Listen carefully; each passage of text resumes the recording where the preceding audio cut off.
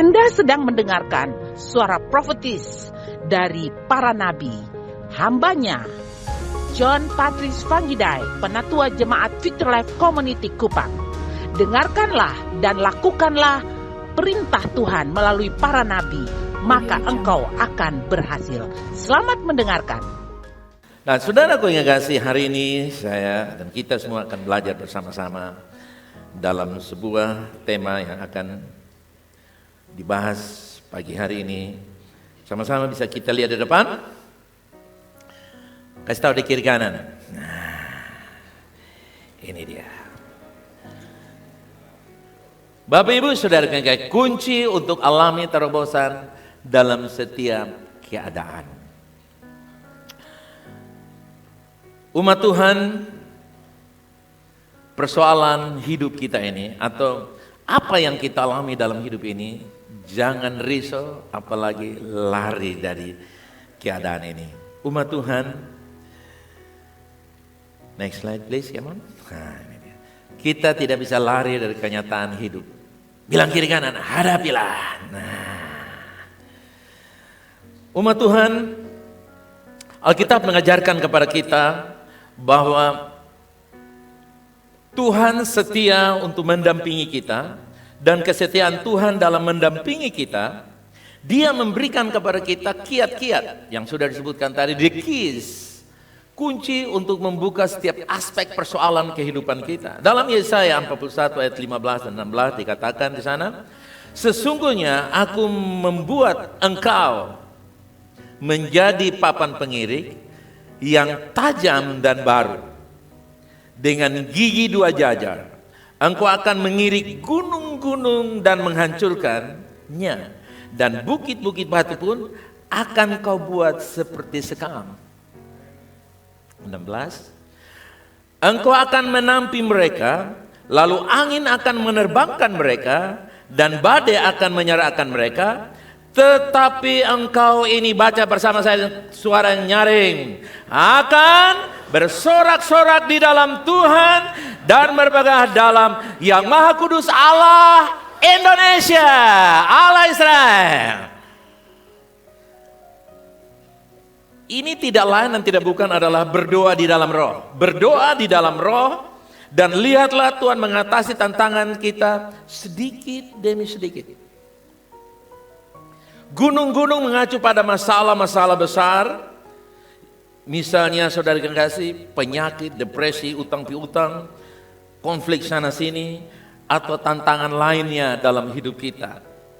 Markus 11 ayat 23 berkata, sesungguhnya barang siapa berkata kepada gunung ini, beranjaklah dan tercampaklah ke dalam laut, asal tidak bimbang hatinya, tetapi percaya bahwa apa yang dikatakannya itu akan terjadi, maka hal itu akan terjadi baginya.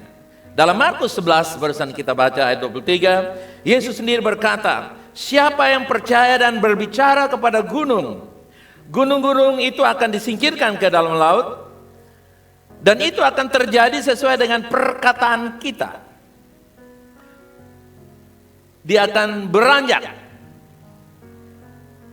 Ini saudara yang kasih adalah dibutuhkan sebuah senjata. Senjata lain yang kita gunakan untuk mengirik gunung dan menghancurkannya menjadi seperti sekam. Anda bisa bayangkan gunung itu dikikis pelan-pelan. Itu seperti keju yang jadi es batu, lalu saudara kikis pelan-pelan, itu butuh 2 jam. Nah, kalau gunung Anda kikis itu butuh berapa lama saudara yang kasih? Ya. Dan dibutuhkan senjata yang khusus. Tapi kita tidak usah fokus dulu kepada senjata itu. Kita lihat apa itu sekam.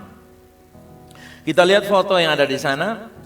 Tempo dulu saudara kasih, sekam itu ditaruh seperti tumpukan, lalu digiling dengan sapi yang dikendarai oleh orang yang jaga di situ. Saudara kasih ya. Itu hasil di mana hasil panen biji-bijian seperti gandum, jelai ditumpuk lalu dirontokkan dengan menggunakan luncur pengerik. Itu ada pengerik saudara yang kasih. Kita bisa lihat foto yang berikut.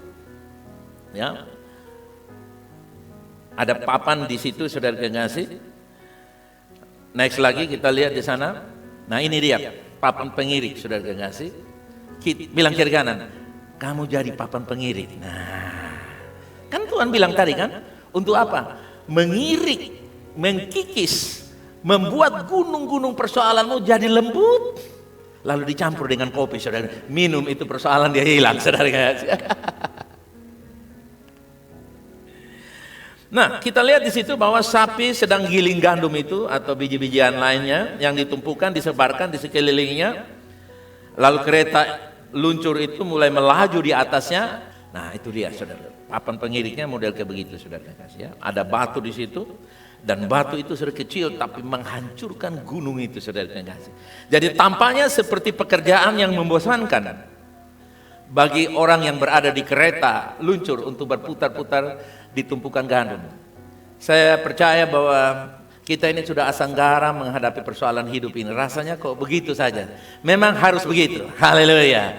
Supaya Anda bisa melihat terbiasa menginjak-injak persoalan, saudara kekasih.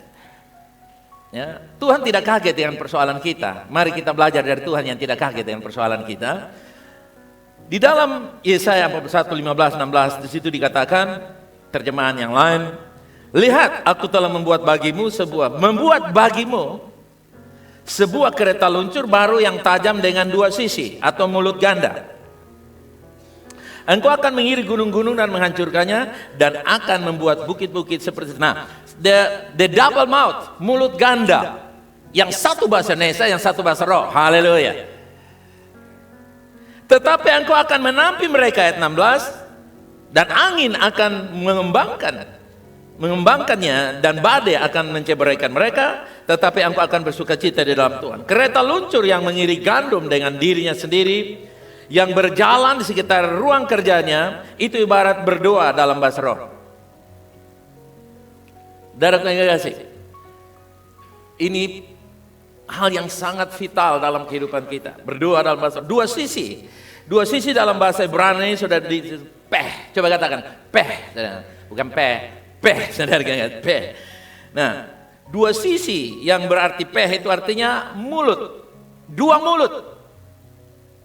Jadi secara harafiah dua mulut, di mana frasa dua mulut ini, saudara kekasih, berbicara tentang dua bahasa yang kita mengerti, bahasa Indonesia dan bahasa-bahasa manusia lainnya, tapi juga bahasa sorgawi, heavenly language. Ya, bahasa sorgawi yang namanya bahasa roh. Ketika kita berdoa dalam bahasa roh, berbicara dalam bahasa roh, kita sedang berputar mengelilingi gunung, masalah dan persoalan kita, kebutuhan kita, tantangan persoalan apapun, kita sedang membuat kemajuan seolah-olah naiki tangga spiral. Haleluya.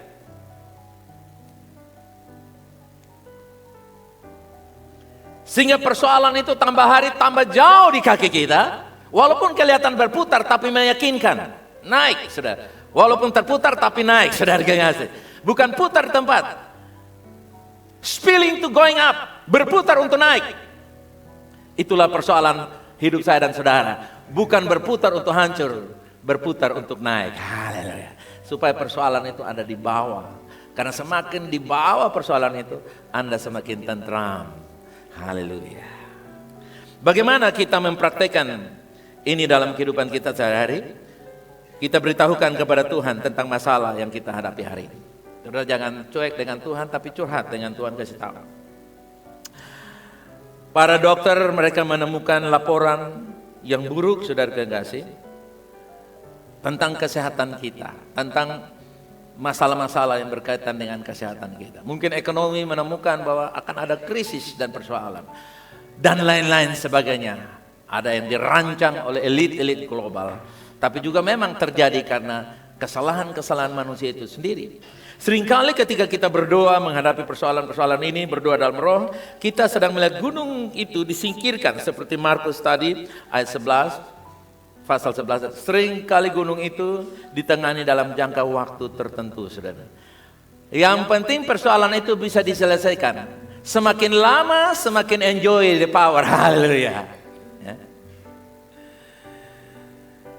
Jadi saya ibaratkan persoalan yang kita hadapi itu seperti film action yang kita lagi seru-seru, saudara kekasih. Kita mau nambah. Nah ini lagi seru-seru tiba-tiba di end, saudara kekasih. Jagung popcorn belum selesai, saudara kekasih. Nanti udah keluar beli popcorn 5-6 kotak, nah baru filmnya di end. Nah sama, persoalan kita saudara kekasih, kita mesti terbiasa. Karena ini adalah rancangan Tuhan. Tuhan yang membuat ini agar kita bisa melihat gunung itu menjadi seperti sekam. The power of God. Dia membuat semua itu menjadi sekam. Dalam 1 Korintus pasalnya yang ke-14, barang siapa berkata dengan bahasa roh, ia membangun dirinya sendiri. Jadi semakin kita berbahasa roh, kita sedang membangun diri kita sendiri. Ketika kita berdoa dalam roh, kita bukan hanya membangun dan memperbaiki roh kita, tetapi seluruh kehidupan kita, roh, jiwa, dan tubuh. Haleluya. Jadi bahasa roh itu dia melayani 3 aspek kehidupan kita, tubuh, jiwa, dan roh. Haleluya. Seringkali saudara kekasih, mungkin kita tidak tahu apa yang harus didoakan. Tapi Roma 8 ayat 26, roh mendoakan hal-hal yang rahasia.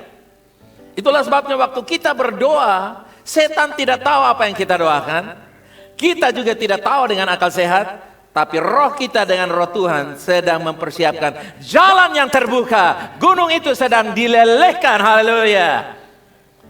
Karena itu jangan menyerah, haleluya. Sampai kita melihat perubahan yang kita inginkan seperti yang Tuhan janjikan terjadi dalam kehidupan kita. Ada peperangan rohani yang sedang berlangsung. Itulah sebabnya terkadang mengalami penundaan. Sekali lagi, terkadang mengalami penundaan. Tapi ingat, tunda tidak berarti gagal. Haleluya. Seperti lambat tidak berarti terlambat. Saudara ya. Masalah bukan pada kemauan Tuhan. Haleluya. Tuhan sangat ingin bagi kita untuk menikmati manfaat yang telah dibayar Yesus dan Dia mendengarkan saat kita berdoa. Haleluya. Namun ada kuasa kegelapan di dalam Daniel 10 ayat 2 dan seterusnya, ayat 12 dan seterusnya, ada peperangan di gap antara saya dan Tuhan, antara kita dengan Tuhan. Ada tembok, kuasa kegelapan, roh jahat di udara, media dan Persia itu bicara kuasa-kuasa kegelapan. Dia menghalangi kita. Itulah sebabnya Anda jangan menyerah. Berdoa sampai terobosan terjadi. Karena Tuhan yang berjanji, gunung itu akan meleleh dan dia akan dihancurkan seperti sekam. Bagaimana doa kita dijawab saat kita berdoa dalam roh? Pertama, Tuhan menguatkan kita dalam batin jauh sebelum terobosan itu terwujud dari luar. Menang sebelum perang. Haleluya. Oke? Promosi sebelum dipromos, saudara kekasih. Ya. Sukses sebelum kita diucapkan selamat, congratulations for your success.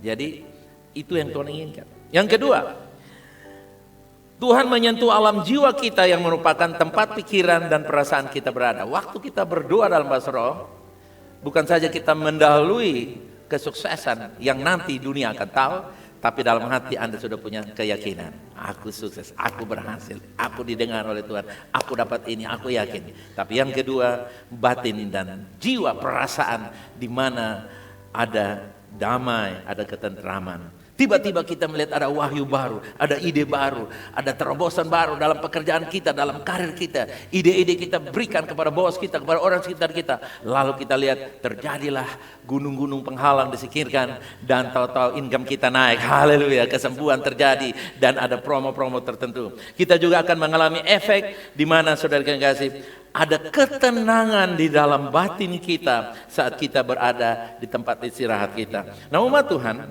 terkadang karena kita stres, khawatir, dan dipenuhi dengan kecemasan, sulit bagi kita untuk menerima penyembuhan. Healing itu terjadi bukan karena kita makan enak, lalu tidur tanpa ada gangguan, di tempat yang aman dan tenang, tetapi bayar mahal.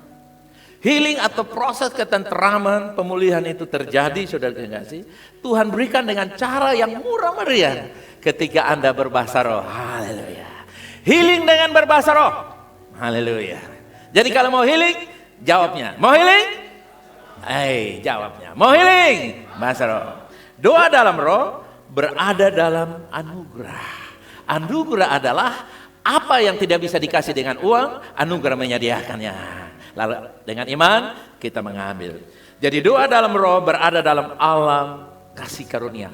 Berdoa dalam roh kita berada alam yang tidak mungkin menjadi mungkin. 5 bisa sisa 12 bakul. Haleluya. Doa adalah melepaskan masalah dan percaya pada Tuhan untuk melakukan pekerjaan. Kitalah yang beristirahat dan meminta Dia untuk melakukan pekerjaan itu adalah kasih karunia. Haleluya. Jika situasinya tampak memburuk dalam konteks persoalan apapun, setelah kita berdoa dalam bahasa roh, jangan berkecil hati. Mungkin ada ledakan percikan-percikan api yang the last sparkling of the enemy's fire. Percikan-percikan api dari musuh yang sedang dinyalakan. Itu tunggu hari-hari atau waktu-waktu terakhir. Saya ulangi lagi dalam Yesaya 41, 15 dan 16. Di situ dikatakan bermata dua. Saudara gengas ya. Di situ dikatakan papan pengirik yang baru dan tajam bermata dua. Artinya saudara, mulut ganda. Kamu akan mengirik gunung-gunung persoalan dengan berbahasa roh, saudara gengas. Ini sesuatu yang sangat tidak masuk akal oleh manusia, tapi itulah cara Tuhan untuk memberkati kita. Ayat yang ke-16 di situ dikatakan kamu akan menampinya dan angin akan menerbangkannya dan badai akan menceraikannya. Tetapi apa? Kamu akan bersukacita dalam Tuhan, bermegah dalam Allah yang atau Allah Israel. Amen. Nah, umat Tuhan, dalam Ulangan ada sebuah kisah yang kalau kita baca nggak diterangkan kita akan bingung. Coba kita lihat Ulangan 21 ayat 17. Tetapi anak dari istri yang dicintainya tetapi anak dari istri yang tidak dicintainya haruslah diakuinya sebagai anak sulung dengan memberikan kepadanya bagian 2 kali lipat atau mulut ganda dari segala miliknya, karena dialah permulaan kekuatannya, hak sulung adalah miliknya. Jadi ketika kita berdoa dalam roh sebenarnya memiliki bagian ganda, itu warisan anak sulung diberikan kepada kita. Dan di mana-mana anak sulung itu selalu mendapatkan double portion. Datang makan, pulang bawa. Saudara kasih. Menikmati hidup di dunia ini, pulang ke surga, dia tinggalkan bagi generasi berikutnya. Haleluya. Makanya dibutuhkan hikmat supaya generasi berikut jangan berperkara di pengadilan dengan semua yang kita tinggalkan. Nah, kesulungan itu terjadi di anak yang nomor berapa saja. Saudara nggak usah bingung, saudara. Anda nomor 6, nomor 7, nomor 17 sekalipun. Kalau Anda percaya kepada Yesus Kristus, roh kesulungan itu turun atas saudara 2 kali lipat. Coba lihat tangan kan, 2 kali lipat. Come on, amen. Nah, itu yang dimaksudkan di sini. Elisa pernah meminta, dikatakan 2 Raja-Raja 29 dan 10, maka ketika mereka telah menyeberang, berkatalah Elia kepada Elisa, mintalah, apakah yang dapat kuperbuat bagimu sebelum aku terangkat daripadamu? Jawab Elisa, biarlah kiranya aku mendapat bagian 2 kali lipat, mulut ganda dari rohmu. Ayat yang ke-10. Maka ia berkata, engkau telah meminta sesuatu yang sukar, namun jika engkau melihat aku terangkat daripadamu, maka hal itu akan terjadi kepadamu, dan jika tidak, hal itu tidak akan terjadi. Dari kisah Elia dan Elisa ini dapat kita melihat bahwa berdoa dalam bahasa roh itu bagian ganda yang kita terima dari Tuhan. Amen. Jadi peristiwa Elia dan Elisa kembali lagi hari ini terjadi ketika kita melihat Yesus terangkat ke sorga dan Roh Kudus diturunkan atas kita. Ini bicara tentang hari Pentakosta di mana Roh Kudus turun dan memberikan kepada kita roh kesulungan yang mendapatkan 2 bagian itu yang orang dunia tidak akan pernah dapat. Haleluya.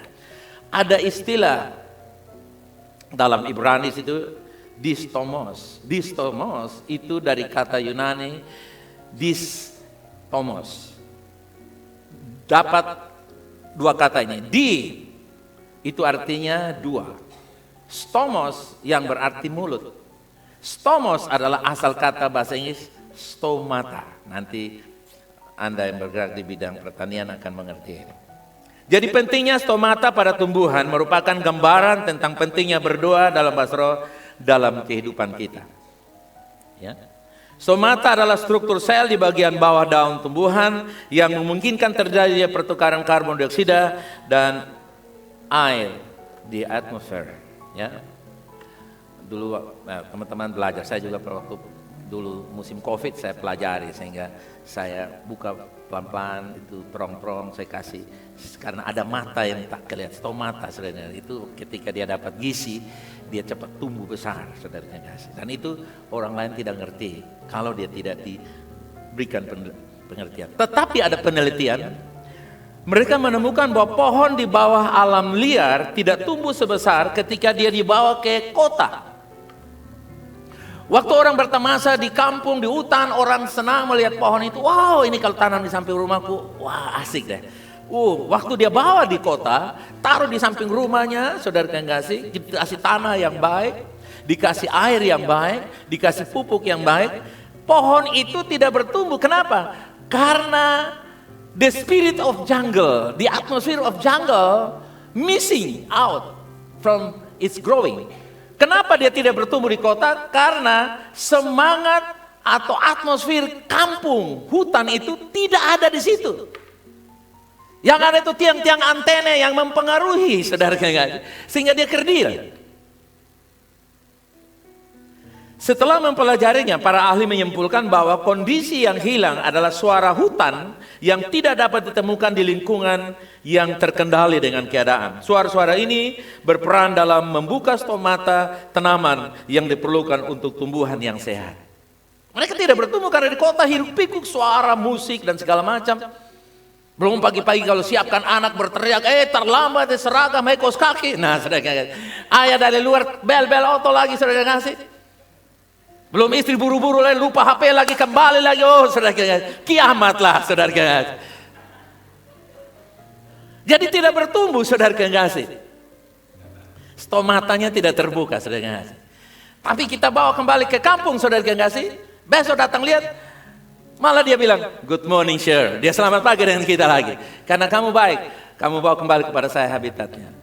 Ya, suasana kampung, atmosfer itu, ya, bunyi-bunyi di kampung itu, saudara kasih, suara ini itu natural menurut saya. Nah, dua raja-raja 2 ayat 11-12, ketika mereka berjalan, tiba-tiba saudara kasih, dilihatlah, lalu ayat 12 di situ dikatakan, ketika Elisa melihat, maka berteriaklah, Bapakku, Bapakku, kereta Israel, orang-orang yang berkuda. Kemudian tidak dilihatnya lagi, lalu direnggutkannya pakaiannya dan dikoyakannya menjadi apa, saudara? 2 koyakan. Jadi sebenarnya ini adalah gambaran hari Pentakosta di mana Tuhan Yesus datang. Dia naik dan dia melepaskan rohnya turun atas setiap kita, sehingga kita sudah menerima 2 kali lipat. Haleluya, sudah menerima 2 kali lipat. Sekarang tinggal kita mempraktekannya dengan giat. Yohanes 7 ayat 39, karena Roh Kudus belum datang, karena Yesus belum dipermuliakan. Tapi ketika dia naik dipermuliakan, Roh Kudus sudah datang. Hari ini kita melihat bahwa Yesus telah dipermuliakan, dan itulah sebabnya kita dapat menerima Roh Kudus dan berseru bilang apa? Bapakku, Bapakku, seperti yang dilakukan Elisa. Dalam roh kita bisa panggil, dan Bapa yang kekal memberi solusi untuk saya dan saudara.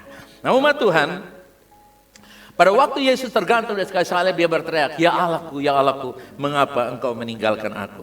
Saudara yang kasih, dengan kata lain, hubungan yang terputus, Yesus sudah satukan kembali. Galatia 4:6 berkata, kamu adalah anak, maka Allah telah menyuruh roh anaknya ke dalam hati kita, yang berseru, Ya Aba, Ya Bapa.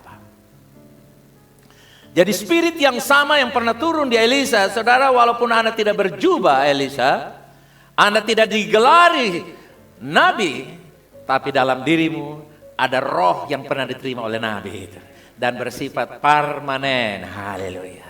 Dalam kondisi apapun, roh itu tidak akan beranjak. Satu-satunya alasan kita dapat menyebut Allah Bapa adalah karena roh anaknya ada dalam kita. Inilah bagian ganda. Haleluya. Jangan abaikan karunia ini, saudara. Karunia bahasa roh itu jangan diabaikan, jangan didiamkan, jangan disimpan, aktifkan. Karena itu akan menerangi semua karunia-karunia yang lain.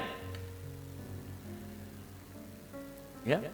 Anda mau melihat karunia roh bekerja dalam diri saudara, tapi awali dengan bahasa roh. Dengan berbahasa roh, Anda akan mengaktifkan karunia-karunia yang lain. Dengan kata lain, kalau HP tidak di-on, semua fitur-fiturnya tidak akan berguna. Ketika Anda mengaktifkan bahasa roh, fitur karunia roh yang lain akan mengalir dalam diri saya dan saudara. Inilah perjanjian baru yang telah dibuat Allah dengan kita.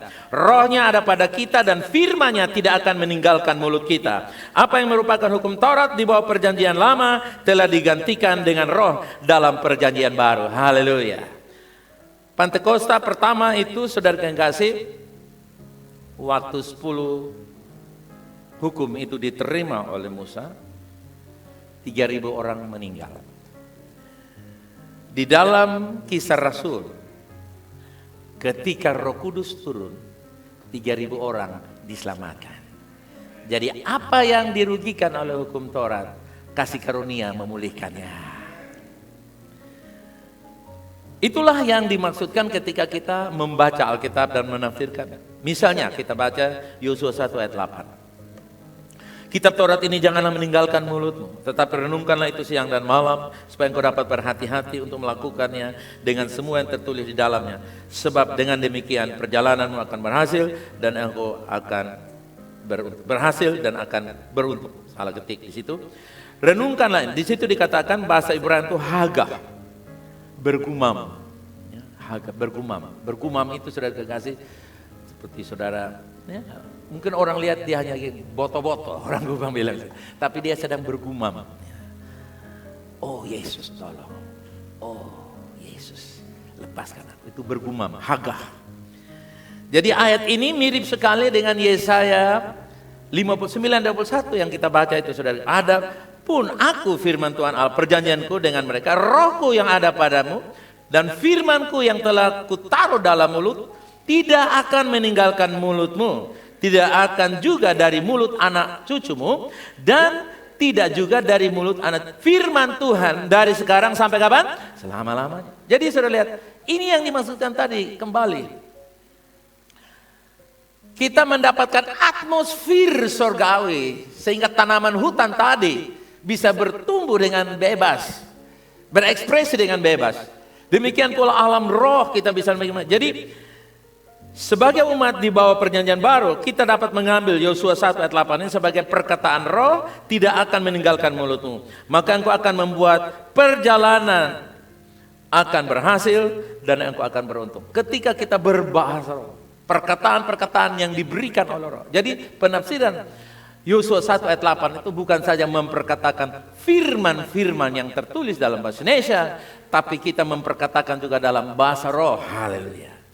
Nah, Mazmur 1 ayat 2 dan 4, tetapi yang kesukaannya adalah Taurat Tuhan dan yang merenungkannya. Saudara perhatikan, merenungkan kata hagah, bergumam siang dan malam. Ia akan seperti apa saudara? Pohon yang ditanam di tepi aliran air, yang menghasilkan buahnya pada musimnya, yang tidak layu daunnya, dan apa saja yang saya perbuat dibuat Tuhan berhasil. Nah, umat Tuhan, coba kita lihat situ. Kita merenungkan hukumnya. Ini dia, hukum bergumam ini saudara yang kasih ya. Di situ dikatakan siang dan malam, artinya melihat ayat ini melalui sudut pandang kasih karunia. Kita dapat membacanya seperti ini. Dan berdoa dalam roh siang dan malam. Oke? Ini menolong kita untuk kita mulai dapat mempraktekannya. Hanya berdoa dengan bahasa roh, inilah saudara yang kasih, yang akan memberikan kepada kita keberhasilan-keberhasilan yang kita sendiri tidak pernah tahu. Persoalan apapun saudara yang kasih. Saya ingat dulu waktu kita bikin bangunan ini, insinyur saya dia bilang, Pak nggak bisa ini. Saya bahasa roh, saya bilang namanya Eto, lu bikin aja gini. Coba lu bikin dulu. Dan ya, beta belajar sama begitu, tapi dia bilang dia belajar di Unika tidak begitu. Tapi saya belajar dari roh begitu saudara yang kasih. Always fair. Jalan. Jadi kesukaran apapun ketika Anda berbahasa roh, penterjemahannya datang kepada saudara, mengalami solusi maksudnya. Amen. Kebingungan menjadi solusi. Amen. Jadi setiap kali kita melihat hukum Taurat dalam firman ganti dengan roh. Karena apa yang dulunya merupakan Taurat yang harus ditaati, sekarang menjadi roh ilahi yang harus diikuti. Saudara, ikut dengan taat mana lebih berat? Hah? Taat lebih berat. Tapi kalau ikut, ya ikut aja. Makanya kita dipimpin oleh roh.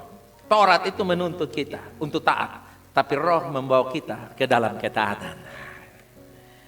Jadi Roh Kudus selalu memuliakan Yesus. Ketika kita mengikuti Roh Kudus, dia akan menyebabkan hidup kita memuliakan Yesus.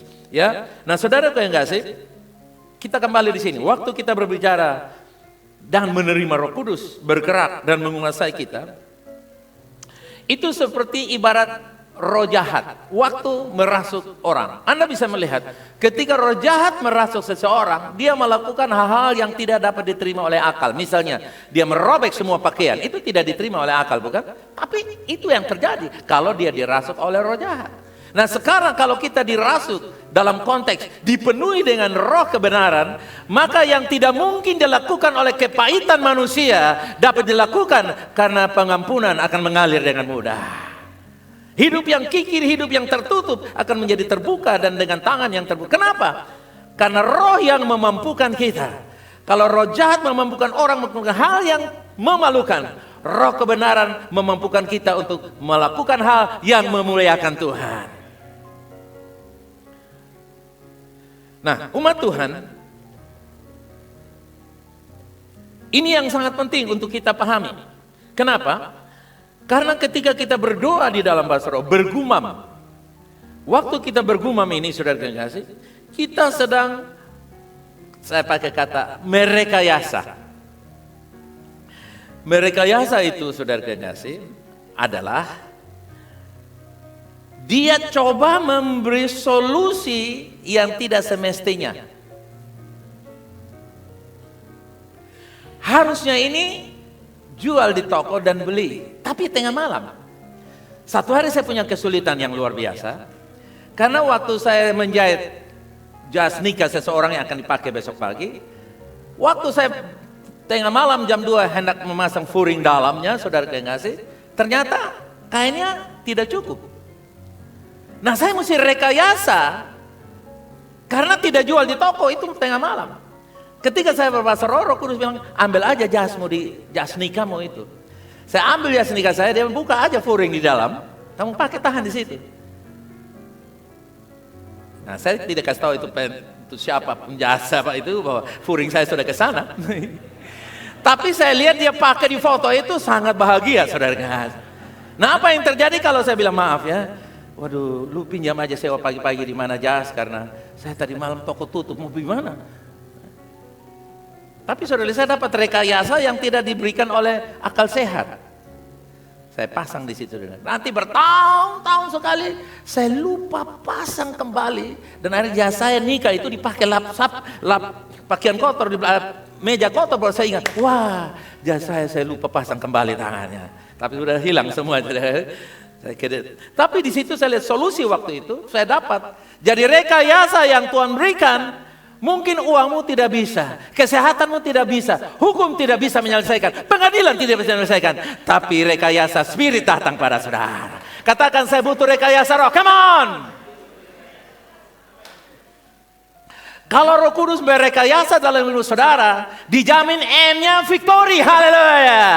M-nya 2 jari, saudara kasih. Mulai dengan begini, tapi berakhir dengan begini. Mulai dengan begini, berakhir dengan begini. Mulai dengan apa? Berakhir dengan begini. Haleluya. Itu yang dimaksudkan, saudara kasih, ketika kita memanfaatkan potensi yang tersembunyi dalam diri kita, mulut ganda. Kalau saya pakai bahasa yang lebih norak lagi itu, mulut ember. Mulut apa saudara? Ember nih saudara kasih. Bukan ember, saudara kasih. Ember, saudara kasih. Orang yang mulutnya suka bocor itu namanya apa saudara? Ember. Tapi sekarang kita punya mulut ganda, bukan ember dengan manusia, ember dengan Allah.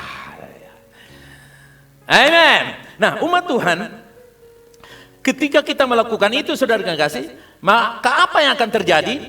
Yang terjadi adalah kita mengikuti Roh Kudus dan Dia akan menyebabkan hidup kita memuliakan Yesus. Haleluya. Memuliakan Yesus artinya, saudara kasih, orang bisa belajar sesuatu dari kita dan untuk kita, dan oleh kitalah nama Tuhan dipermuliakan. Jadi semua yang datang kepada saya memuliakan Tuhan. Coba sama-sama katakan, semua yang datang kepada saya memuliakan Tuhan. Pada awalnya gunung yang tinggi, persoalan yang sulit, kebutuhan yang menggunung. Pada saat datang krisis itu, perlahan-lahan saya akan mengkikisnya. Amen. Katakan, bersama dengan Tuhan, aku taklukkan gunung-gunung kehidupan. Come on! Bersama dengan Tuhan, aku taklukkan gunung-gunung kehidupan. Haleluya! Yang siap dan mau, mari kita bangkit berdiri bersama-sama. Saya akan berdoa untuk kita semua. Haleluya! Come on! Saya ajak kita buka tangan bersama-sama. Haleluya! Nah, umat Tuhan, ikuti doa saya, katakan begini. Tuhan Yesus, ajar kepada saya, menggunakan mulut rahasia saya, mata rahasia saya, yaitu bergerak dalam roh, dengan bahasa roh. Bagi saudara yang belum bahasa roh pagi hari ini, taruh tangan kanan di dadamu. Saudara yang belum bahasa roh, saya mau berdoa untuk saudara. Engkau yang sudah menerima Tuhan Yesus, engkau layak menerima Roh Kudus turun atas engkau. Saudara, satu hal yang Tuhan ingatkan kepada saya, sebagai saksi di depan pengadilan, dia harus berbicara. Betul, saudara? Apa yang terjadi kalau kita bawa saksi bisu? Dia tidak dapat mengungkapkan secara verbal. Dan persoalan perkara itu dinyatakan kalah karena dia tidak mampu berbicara. Di dalam menyelesaikan persoalan hidup ini, saudara yang kasih, kita adalah saksi Allah. Saudara adalah apa, saudara? Saya adalah, katakan, saya adalah saksi Allah. Dalam persoalan hidup ini, dibutuhkan adalah perkataan kita. Markus 11:23 tadi saya tutup dengan ini. Dengar. Waktu Anda berkata kepada persoalan itu akan dinyatakan berkemenangan. Tapi kalau Anda tidak ngomong apa-apa, ada masalah saudara diam, ada kebutuhan saudara diam, ada kesukaran saudara diam, saudara dinyatakan, you are declared defeated by silence. Anda dinyatakan kalah karena diam. Jangan kalah karena diam, perkatakanlah, karena Tuhan sudah taruh kuasa dalam mulut saudara. Haleluya. Katakan, saya menang karena berkata-kata. Come on. Karena itu saya awali 2 Februari 2025 saya nyatakan, tidak ada persoalan yang tidak terselesaikan, tidak ada penyakit yang tidak disembuhkan, tidak ada persoalan-persoalan yang terlalu besar bagi engkau, tidak ada kebutuhan yang tidak terpenuhi. Dalam gelap terbit terang, dalam negosiasi ada kemurahan menyertai Anda. Bagimu selalu ada jalan baru, bagimu selalu ada solusi baru. Kasih pujian bagi Dia, come on.